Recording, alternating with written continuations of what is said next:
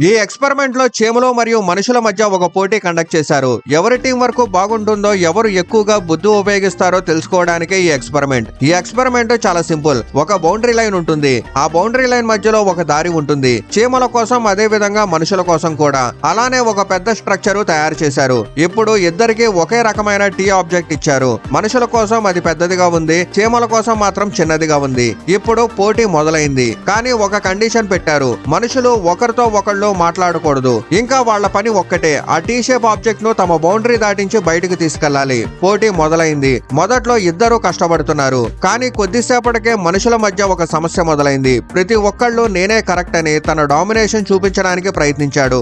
ఎవరూ మాట్లాడడం లేదు, కానీ అందరూ ఆబ్జెక్ట్ ని తమ వైపే లాగుతున్నారు. అదే టైంలో చీమలు మాత్రం ఒక్కొక్క ప్యాటర్న్ ని ట్రై చేస్తూ ముందుకు వెళ్తున్నాయి. డిఫరెంట్ మార్గాలు ప్రయత్నిస్తూ చివరకు ఆబ్జెక్ట్ ను బయటికి తీసుకెళ్లగలుగుతాయి. రిజల్ట్ గా మనుషులు ఓడిపోయారు. సరైన టీం వర్క్ లేకపోతే ఎంత తెలివి ఉన్నా, ఎంత పెద్ద శక్తి ఉన్నా విజయం సాధ్యం కాదు. ఒకే డైరెక్షన్ గా కలిసి ఆలోచించి, కలిసి పనిచేస్తేనే అసాధ్యంగా అనిపించే పనులు కూడా సాధ్యమవుతాయి. చీమల విజయం మనకు నేర్పేది ఇదే. డామినేషన్ కాదు, కోఆర్డినేషన్ నిజమైన విజయమని.